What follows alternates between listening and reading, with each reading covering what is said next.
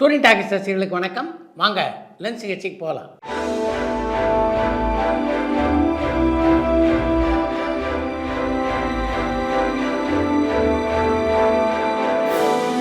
என்னம்மா முதல் கேள்வி? டைரக்டர் பாலச்சந்தர் அவரோட மூவிஸ்ல நடிக்கிற ஆக்டர்ஸ் சரியா நடிக்கலனா திட்டுவாரான்னு ஸ்ரீவில்லிபுத்தூர்லேருந்து மகாலட்சுமி கேட்டிருக்காங்க. சரியா நடிக்கலன்னா எந்த இயக்குனருக்கு தான் கோபம் வராது? கே பாலச்சந்தர் மட்டும் அதுக்கு விதிவிலக்கா என்ன?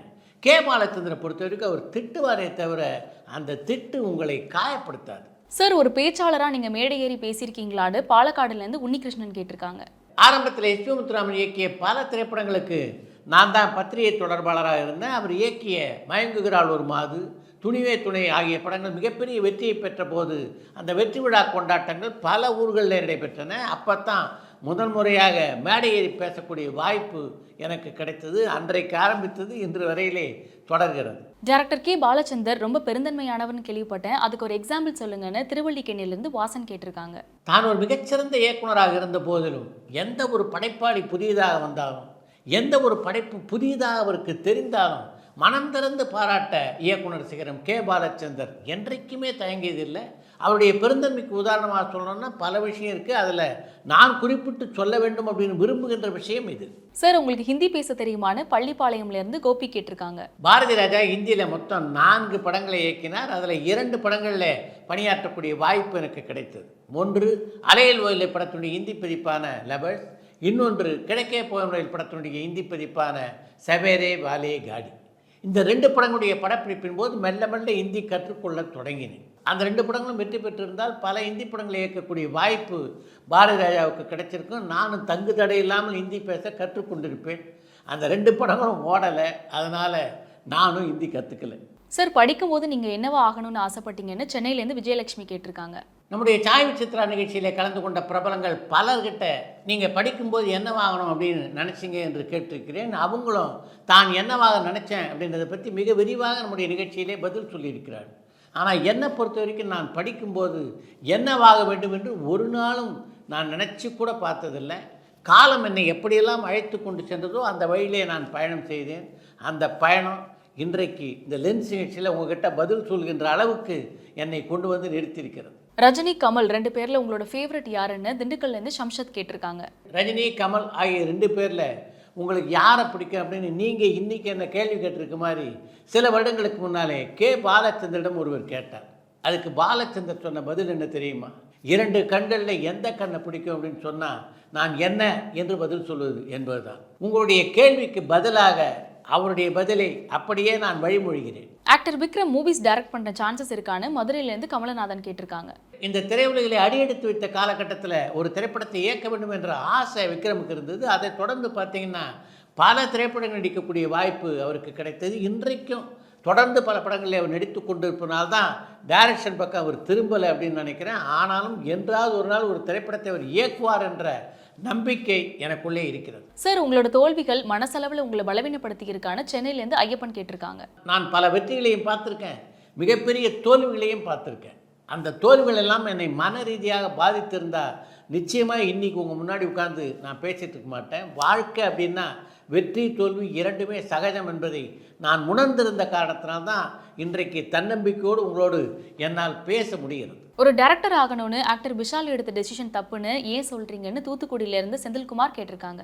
இன்றைய சூழ்நிலையில் விஷால் இயக்குனர் ஆக வேண்டாம் அப்படின்னு நான் சொன்னது விஷாலுடைய நன்மையை மனதிலே வைத்து கொண்டு தான். இன்றைக்கி விஷால் தமிழ் சினிமாவிலே ஒரு வரவேற்புள்ள நடிகராக இருக்கார், நல்ல சம்பளமும் ஆகிட்டு இருக்கார்.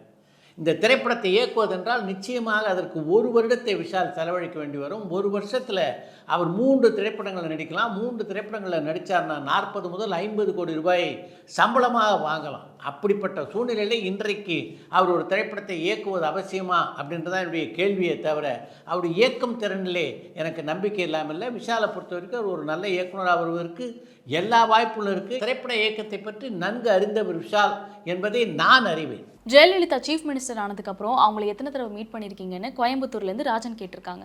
ஜெயலலிதா முதல்வர் ஆனதுக்கு பின்னாலே குறைந்தது 10 முறையாவது அவரை நான் சந்தித்திருக்கிறேன். அதில் 3 சந்திப்புகள் அவருடைய போயஸ் தோட்டத்திலே நடந்தவைகள். இந்திரா சவுந்தரராஜன் ஸ்டோரியை வச்சு நம்மளோட டேரக்டர்ஸ் ஏன் மூவிஸ் டைரக்ட் பண்ணுறதுக்கு தயங்குறாங்கன்னு திருநெல்வேலியிலேருந்து கண்ணன் கேட்டிருக்காங்க. இந்திரா சவுந்தரராஜனுடைய கதையை நம்முடைய இயக்குநர்கள் படமாக்க மாட்டேன்றாங்களே அப்படின்ற உங்களுடைய இயக்கம் திரையுலகினருக்கும் தெரிஞ்சு போச்சு போல தெரியுது. இப்போ திரைப்படங்களுக்காக 2 கதையை எழுதி கொண்டிருக்கிறார் இந்திரா சௌந்தரராஜன். அதில் ஒரு கதையிலே நயன்தாராவை நடிக்க வைப்பதற்கான பேச்சுவார்த்தைகள் கூட நடைபெற்று கொண்டிருக்கின்றன.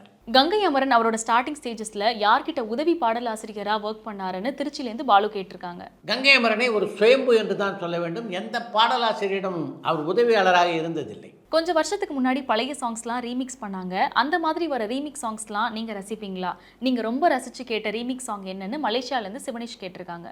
அழகிய தமிழ் மகன் படத்தில் இடம்பெற்றிருந்த பொன்மகள் வந்தாள் என்ற சொர்க்கம் பட பாடலுடைய ரீமிக்ஸ் எனக்கு ரொம்ப பிடிக்கும். ஐயா மூவியோட ஸ்டோரியை ஃபர்ஸ்ட் விஜயகாந்த் கிட்ட சொன்னாங்களா? அவர் ஏன் அந்த மூவில நடிக்கலன்னு சேலம்லேருந்து பெருமாள் கேட்டிருக்காங்க. ஐயா திரைப்படத்துடைய கதையை விஜயகாந்திடம் சொல்லி அந்த கதையில அவர் நடிக்கும்படி யாரும் கேட்டதாக எனக்கு தெரியல. டைரக்டர் சங்கரோட ஃபர்ஸ்ட் ஸ்டோரி அழகிய குயிலே, அவர் ஏன் இன்னும் அந்த மூவியை டைரக்ட் பண்ணலன்னு சென்னையிலேருந்து திலக் கேட்டிருக்காங்க. இந்த கேள்விக்கு நான் பதில் சொல்லுவதை விட இதே கேள்விக்கு சங்கர் சொல்லியிருக்கின்ற பதிலை உங்களுக்கு தருவது சரியாக இருக்கும் அப்படின்னு நினைக்கிறேன். ஜென்டில்மேன் படத்துக்கு முன்னாலேயே அழகிய குயிலே திரைப்படத்தை எடுக்கலாம் அப்படின்னு முதல்ல குஞ்சுமோன் சொல்லியிருந்தார். அதுக்கு பின்னால் ஜென்டில்மேன் படத்தை முடிச்சுட்டு எடுக்கலான்னு. ஜென்டில்மேன் படத்தை எடுத்ததுக்கு பின்னாலே அழகிய குயிலே படத்தை எடுக்கலாம் அப்படின்னு முதல்ல சொன்ன கேடி குஞ்சுமோன் அதற்கு பின்னால் காதலன் படத்தை முதல்ல முடிச்சிடுவோம், அதுக்கு பின்னால் அந்த படத்தை எடுப்போம் என்று சொல்லி அழகிய குயிலே படத்தினுடைய டைட்டிலை கூட பதிவு செய்து வைத்திருந்தார். ஆனால் அது அப்போ நடக்கலை. என்னுடைய முதல் 2 படங்களுடைய தீவிர ரசிகரான ஏஎம் ரத்னம் லஞ்சத்துக்கு எதிராக நான் உருவாக்கி வைத்திருந்த இந்தியன் படத்தை உருவாக்க விரும்பினாரே தவிர அழகிய குயிலே படத்தினுடைய கதையை திரைப்படமாக உருவாக்க விரும்பலை.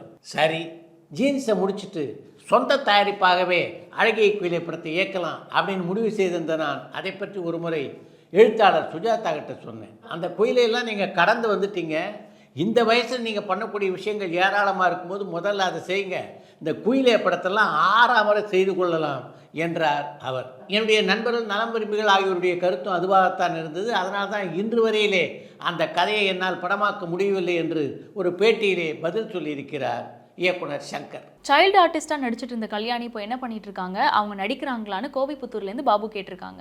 சில ஆண்டுகளுக்கு முன்னாலே கல்யாணிக்கு முதுகு தண்டுவடத்திலே ஒரு ஆப்ரேஷன் நடைபெற்றது. அதை தொடர்ந்து மெல்ல அவர் தேறிக்கொண்டிருந்த காலகட்டத்தில் இப்போ மீண்டும் அதே இடத்துல ஆப்ரேஷன் செய்ய வேண்டும் என்று ஒரு டாக்டர் சொல்லியிருப்பதாக கேள்வி. அதன் காரணமாகத்தான் சினிமாவை விட்டு முழுமையாக விலகி இருக்காங்க கல்யாணி. பாலா அண்ட் அள்ளி தந்த வானம் படங்களை டைரக்டர் விஜய் இயக்குனதா அவரே சொல்லியிருக்காரு. அப்படி இருந்தும் அவரோட பேர் ஏன் அந்த படங்கள்ல இல்லைன்னு பஞ்சாப்ல இருந்து மணிகண்டன் கேட்டிருக்காங்க.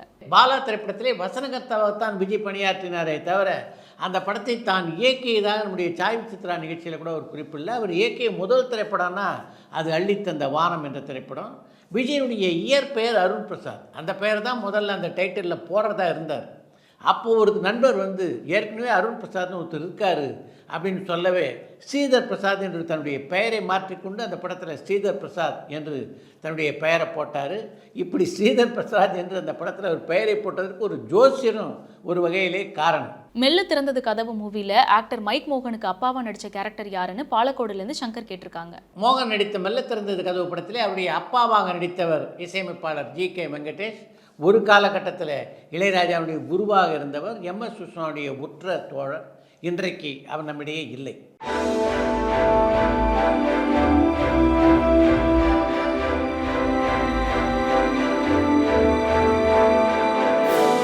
பழைய படங்களுக்கு இப்போ இருக்கிற வரவேற்பு ஏன் புது படங்களுக்கு இருக்கிறது இல்லைன்னு மதுராந்தகம்ல இருந்து ஏகாமரம் கேட்டிருக்காங்க. பழைய படங்களில் மிகப்பெரிய வரவேற்பை பெறுகின்ற படங்களை பற்றி மட்டும்தான் உங்களுக்கு தெரியுது. பல பழைய திரைப்படங்கள் தியேட்டரில் வெளியாகி 1-2 காட்சிகளை கூட தாக்கு பிடிக்க முடியாமல் தியேட்டரை விட்டு வெளியேறி இருக்கின்றன. அது போன்ற படங்களை பற்றியெல்லாம் உங்களுக்கு தெரியாது. எந்த படமாக இருந்தாலும் அந்த படத்தினுடைய திரைக்கதை நேர்த்தியாக இருக்க வேண்டும். படத்தில் நடிக்கின்ற நட்சத்திரமுடைய நடிப்பு ரசிகனுடைய மனதை கவர்கின்ற விதத்தில் இருக்கணும். அந்த படம் தரமான முறையிலே உருவாக்கப்பட்டிருக்க வேண்டும். இதெல்லாம் இருந்தால் தான் ஒரு படம் வெளியாகும். அது பழைய படமாக இருந்தாலும் சரி, புதிய படமாக இருந்தாலும் சரி. அடுத்து இன்று ஒரு தகவல். கலைஞருடைய வசனத்தின் மீது மிகுந்த காதல் கொண்டவர் சிவகுமார். அப்படிப்பட்ட சிவகுமாருக்கு அவருடைய வசனத்திலே பாசப்பறவைகள் என்ற படத்தில் நடிக்கக்கூடிய வாய்ப்பு கிடைத்தது. அந்த காலகட்டத்தில் தமிழ் சினிமாவிலே வசனங்கள்லாம் சுருங்கி இருந்ததுனால கலைஞர் சாதாரணமாக எழுதுவார்ல, அது மாதிரி நீள வசனங்களெல்லாம் அந்த படத்தில் எழுதலை, சுருக்கமாக வசனங்களை எழுதி கொடுத்தார். சிவகுமாருக்கு அதில் மிகப்பெரிய வருத்தம். சிவாஜிக்கெல்லாம் நீளமான வசனம்லாம் எழுதி கொடுத்தீங்க, அது மாதிரி வசனங்களை பேசலான்ற ஆசையோடு தான் இந்த படத்தில் நான் நடிக்க வந்தேன், சுருக்கமாக வசனத்தை எழுதிட்டீங்களே என்று கலைஞரிடம் சிவகுமார் கேட்டபோது, காலம் மாறி போச்சுப்பா, இப்போ அந்த மாதிரி வசனங்கள்லாம் யார் ரசிக்கிறாங்க என்று பதில் சொல்லியிருக்கிறார் கலைஞர். இப்போ அந்த பாசப்பறவை படத்தினுடைய 50வது நாள் விழா திருவொற்றியூரிலே ஒரு திரையரங்கிலே நடைபெற்றது. மேடை ஏறிய சிவகுமார், அந்த காலத்தில் சிவாஜிக்கு நீளமாக வசனம் எழுதி கொடுத்தார் கலைஞர். இந்த படத்தில் எனக்கு அது மாதிரிலாம் வசனம் எழுதி கொடுக்கல, அதனால் இப்போ சிவாஜிக்கு அவர் எழுதினார்ல வசனம், அதை உங்கள் முன்னாலே பேசி காட்டுகிறேன் என்று சிவாஜியுடைய வசனத்தை பேசி காட்டினார். தியேட்டர் முழுக்க கைத்தட்டார். சிவகுமார் பேசி முடித்தவுடன் மைக் அருகே வந்தார் கலைஞர். சிவகுமார் பேசினார அதை விட மிக நீளமான வசனங்களை மைக் முன்னே பேச, எங்க வசனத்தை பேசத்தான் நாங்கள் இருக்குமே, நீங்கள் ஏன் திரும்ப வசனங்களை பேசுகிறீங்க என்று அவரை பார்த்து கேட்டிருக்கிறார் சிவகுமார். இல்லைப்பா, சிவாஜிக்கு இந்த வசனத்தை சொல்லி கொடுத்து எனக்கு அப்படியே மனப்பாடம் ஆகிடுச்சு, அதனால தான் இங்கே ஒரு முறை அதை சொல்லி பார்க்கலான்னு வந்தேன் என்று கலைஞர் சொல்ல, மனப்பாடம் ஆகிடுச்சுன்னா 80 வயசில் வந்து இப்படியா பேசுவீங்க என்று பொய்க்கோபத்தோடு மேடையை விட்டு கீழே இறங்கி போய்விட்டாராம் சிவகுமார். இந்த சம்பவத்தை பற்றி சிவகுமாரே ஒரு கட்டுரையிலே சுவையாக பதிவு செய்திருக்கிறார்.